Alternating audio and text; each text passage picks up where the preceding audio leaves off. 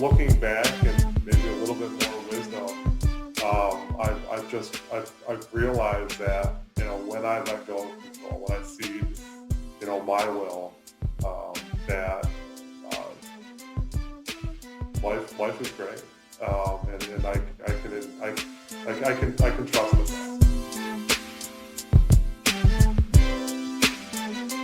Welcome to Waking Up to Life with Rabbi Josh, a podcast built around conversations with people in our community who have found enlightenment in their lives. While these events may not seem life-changing to you, the conversation will reveal how these moments shape the way my guests see the world. This informative conversation and insights from Jewish tradition may change your life as well. And if not, well, it's just 18 minutes with me. So, l'chaim, to life. Today we are welcoming Tom Appledorn to our show. Tom is an attorney at a prominent Detroit law firm and has agreed to share a story or stories with us today about his personal life that have driven him to understand his place in the world in new ways. Tom, welcome to the show. Thank you, Rabbi Josh. I'm happy to be here. Hoping that something I say today can help someone else. Well, I found already that in all of these recordings of my podcast that people, even just simple stories, are really life-changing if we understand them in new light. So I know you have a personal story about your own relationships with people in your life that have driven you to understand yourself differently. So please share with us a little bit about your story. Thanks. I guess I can fast forward my story, and I'm 41 years old. I met my wife when I was 39 years old, and for years, before I met my wife, I was in a pretty long-term relationship that I tried to force. I hit a lot of dead ends in that relationship.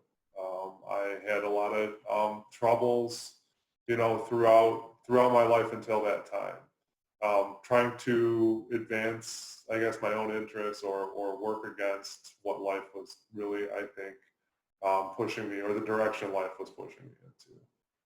And it was only at the time of when I met my wife that I realized I really, I wasn't in control. I'm not in control, and that if I'm forcing something, or trying to exert too much control, it's probably not the path for me. Fast forward now, 2 years later, my wife is pregnant. She's expecting in a month. And I, looking back and maybe a little bit more wisdom, I've realized that, when I let go of control, when I cede, my will, that life is great, and I can trust the process. I probably said too much. I'll let you take it from there. Well, so it's interesting to hear you speak, because as I introduced you as an attorney, a person who is looking for control of situations and trying to direct people and moments and things in a particular path. And yet in the story you've shared about your own personal growth, it took letting go of that control to gain a sense of purpose. So did it happen naturally, or is it something that, did you wake up one morning and all of a sudden have this enlightenment moment, or was it an evolution of who you are? Yeah, great question. Absolutely an evolution. It wasn't overnight.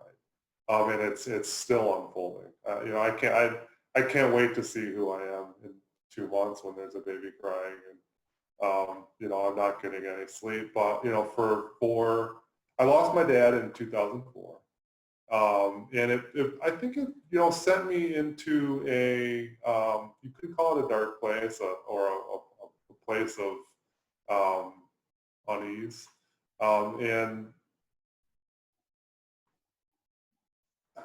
I don't know how to say it. It took friendships, it took relationships, it took getting in some trouble before I was able to really realize that what I was doing wasn't working. That definition of insanity. Doing the same thing and expecting different results. I very much experienced that over, many years, and it took many of the same results to finally realize that I needed to change something. So as you look back on those many moments, incidents that were negative, impactful moments, do you regret any of them, or were they all simply part of the process? Well, and so when the first question was first posed to me, when did enlightenment occur? It occurred when I realized that those aren't regrets, that those are part of my past. Those are part of my story. And without each one of those, getting in trouble with the law, getting ending a long-term relationship, I didn't know that they were going to form who I was and be very, I think, integral in how I address a relationship now, how I address problems and issues, moving forward. And without that, without forming who I am, I don't know. It's hard to say, but I'm grateful for them today. It's also been part of my personal mantra to think of those mistakes that I've made, because we all make mistakes in life, as a part of my personal growth. So to hear you talk about those negative moments, those dark moments as part of your story, I think is something that all of our listeners should be understanding today, because it isn't a one particular moment that makes us who we are. It is the compilation of all of those stories, good and bad, that change us. And quite frankly, it would be easy for you to be talking about the upcoming birth of your child, but that's not yet even unfolded. So that can't be part of your history that brings you here. So how did your wife approach some of those negative moments as she began to hear about them and integrate that into a better relationship? Such an open mind she has. Very much like many of the people, in my life that stuck with me and, saw me through what I might consider my dark days. She saw something she loved in me. She saw something, worth valuing, and was willing to put in that time and effort to nurture that. When we first met, it was funny. We talked about on our first date. Actually, we talked about how relationships took work, and a year later, we remarked about how this one didn't seem like work at all. So again, an expectation that didn't really turn out to materialize, because as long as we're trusting the process and communicating, because I think communicating is really important. And understanding that we are each human, our relationship has just flourished. I don't know if that answers the question you asked me. It does, but it also leads to my next question, which is, how has this process affected your other areas of life, your career, your friendships? Because I hear you say that trusting the process led you to her and led you to a flourishing relationship that's really positive now. But there are other people in your lives, a company who's backed you through 17 years of a law practice, even in difficult times. So how did that trust evolve all those other relationships? It evolves me. It evolves me in the way I approach things, in the way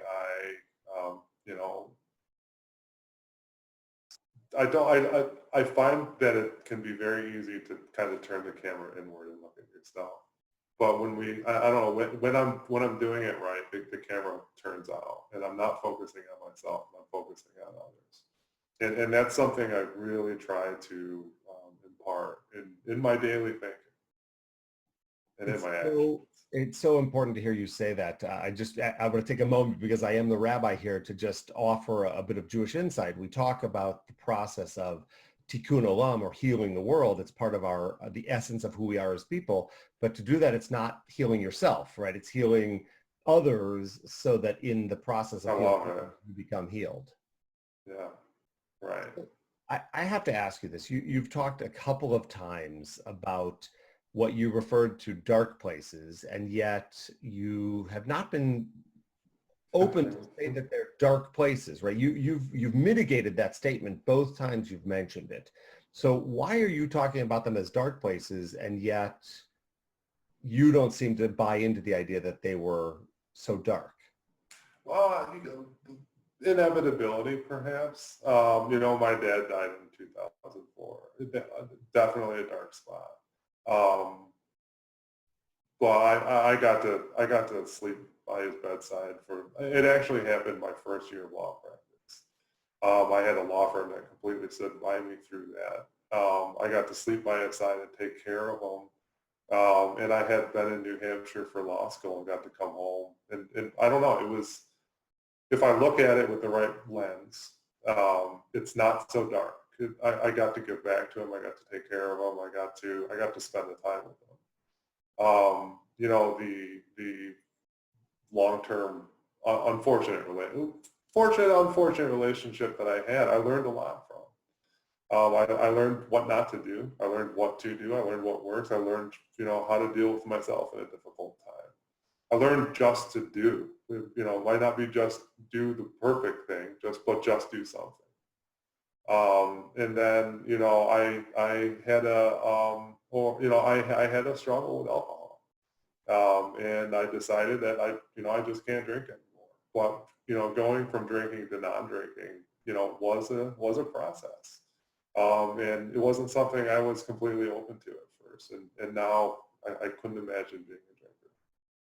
So those darknesses actually are just pathways back to the light. And that's the hard work that we all do, is finding our way out of those dark moments into the light. Right. So you are from Michigan originally, correct? That's right. I grew up in Troy. And does being here now in a career make it more difficult to go through these evolutionary processes, or would it have been easier for you to have just picked up your life and said, you know what, I've got to make a break for it and go to a new place? Oh, I think it's easier here. I don't think the grass is greener on that one at all. The environmental cure, or however they say that, I don't think works. I am so grateful by who and what I'm surrounded by here. I have a very strong support network: family, friends,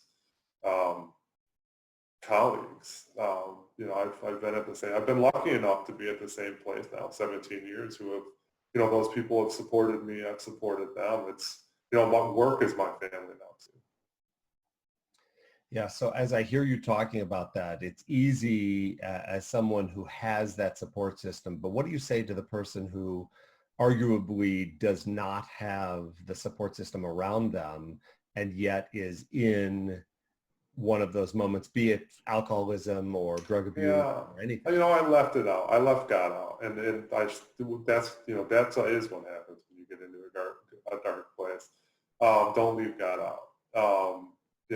I would say reach out somewhere, find support. There is support. There's a lot of support out there. Change your perspective. I think it's hard. I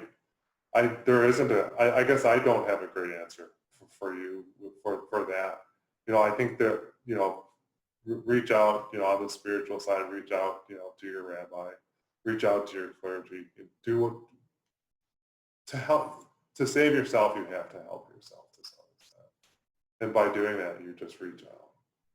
So I didn't mean to lead you to that faithful place, but clearly in every 12-step process, in every recovery process, there is a connection to a place of faith. And it doesn't matter what faith it is. So just talk about that for a minute. Where does that relationship with God stand for you now? Sure. Yeah. So my mom was a nun for a decade. Before she left in the 60s. I grew up with God as love. I grew up with a strong faith connection, and a lot of gratitude that my dad never really left. The way I don't know, I find faith, always seek, whatever you can do, don't give up. Have the hope, because as long as your faith is greater than your fear. I know that's cliche. I probably heard that in a movie somewhere. Your perspective is going to be better than it would otherwise. But it just really brings us full circle back to the beginning of this conversation.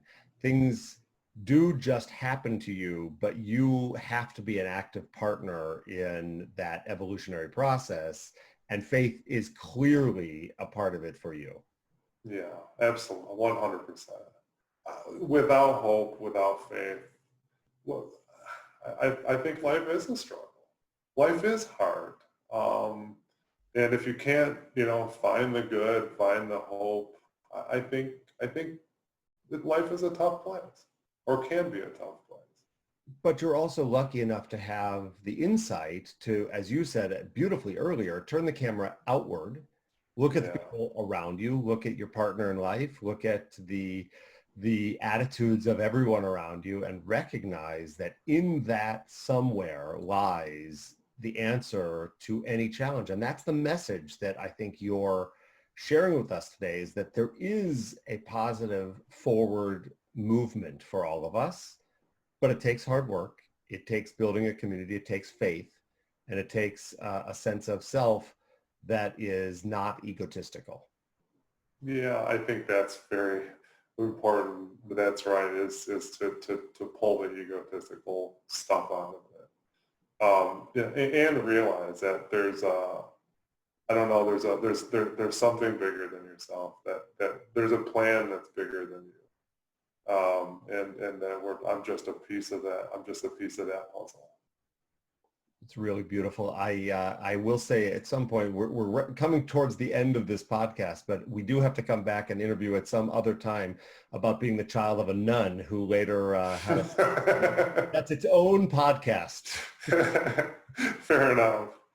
So as I mentioned, we are nearing the end, but I have a final question that I've been asking all of my guests. It's not necessarily related to the subject matter, but is there something that you have been reading recently, something that has maybe been your binge watching pleasure that has changed your life this summer, that has helped you see the world differently, that you would love to share? That's a difficult question. But I hate to answer it with no. It's okay. It's okay. But I actually don't.